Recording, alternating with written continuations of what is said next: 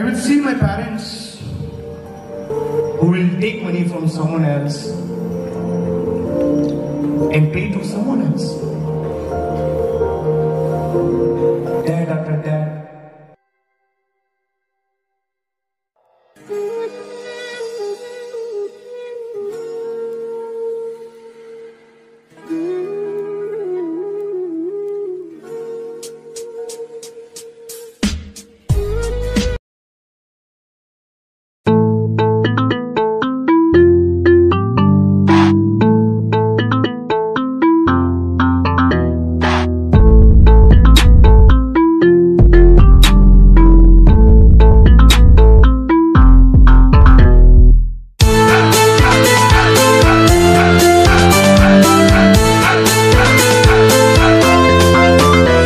Jing im ulai lutin nao bon kiwa keno yai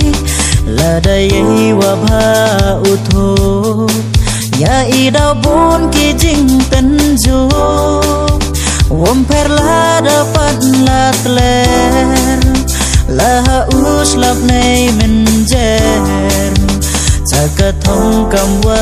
damu uyinya le oh aduhku jaga thong ube hap lai lutia chi bun jing yau boy jaga thong ap lai nga tu kin rong jaga thong ube hap lai lutia chi bun jing yau boy jaga thong ap lai nga tu kin rong cekler kilo ube men sin hap oi nyale cekler kilo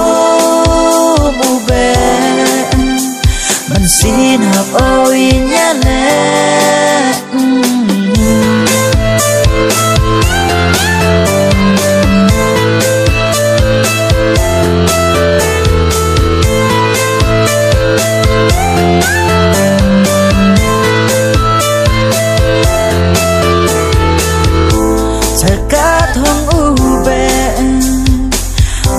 wa mi ap lai chi bun ki jing e hap o ma yo u poi chek man ki jing keno ki wa bun jan ulai bet o chak man hap o u kre chi tom yo poi o chaka jing jo jaga thong ube hap lai lutia chi bun jing yo boy jaga thong ap lai nga tu kin rong jaga thong ube hap lai lutia chi bun jing